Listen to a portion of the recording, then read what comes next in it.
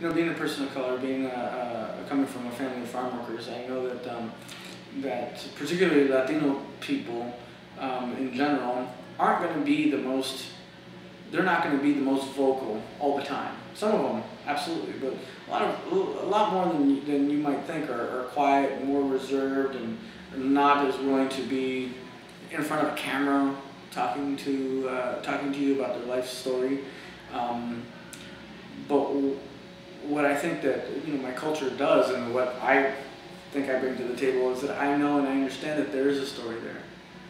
There is something that I know you want to say, and I'm going to help you say it, and you won't be alone. And I know that there's, you know, some struggle there. I know that there's been some, you know, adversity perhaps, but I also know that there's some really good accomplishments that I want to tell people about, and getting there and understanding that, and knowing that everybody just needs a little bit of assistance and maybe some coaching, and being able to talk to them in their language is another thing that I think is one of the benefits that I have, is being able to speak two languages, just that alone.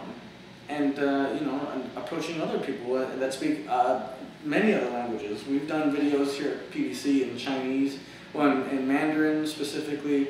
We've done videos in Russian. We've done several videos in Spanish about some of the home buying products that we have. We're looking to do a couple more videos in two different other Asian dialects, Hmong and Vietnamese. So we've got lots and lots of stuff to do, but I think being a person of color helps me to understand and helps me to know that there are other people out there with a lot of stories to tell, and we want to help do that. Yeah, totally. I totally agree with you. Being bilingual and bicultural, people could relate to you better. Yeah. Because of, yeah, that's great. Mm-hmm. Now, what do you enjoy most about the work that you do?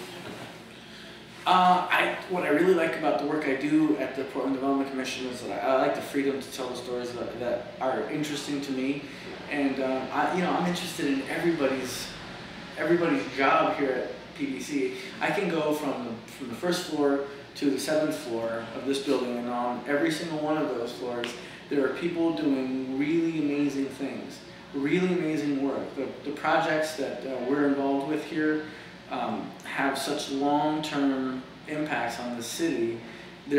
All of them are just so exciting. We did, let me give you an example of a project that we did. There's something fairly easy project, but Dawson Park Gazebo, which is a park that we have in Northeast Portland, recently went through renovation. So there's a gazebo in this park, and on top of this gazebo is a cupola. It's a huge dome that sits on top of this gazebo. The gazebo was falling down and it was starting to deteriorate, but in a partnership agreement with the Portland Parks and Recreation Department, Portland Development Commission helped to rebuild it all. And the reason that's important is because this particular cupola used to sit on top of a building that was the center of the historic African American community in Northeast Portland.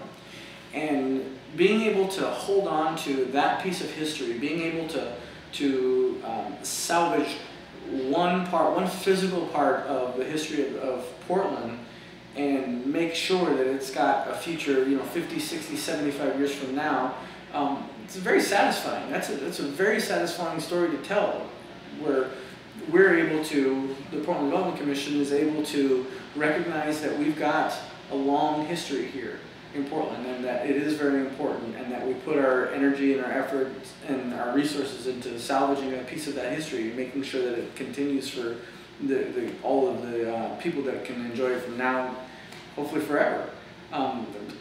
Those types of stories are really fun for me to tell. And then all of the other types of stories, like what's going on with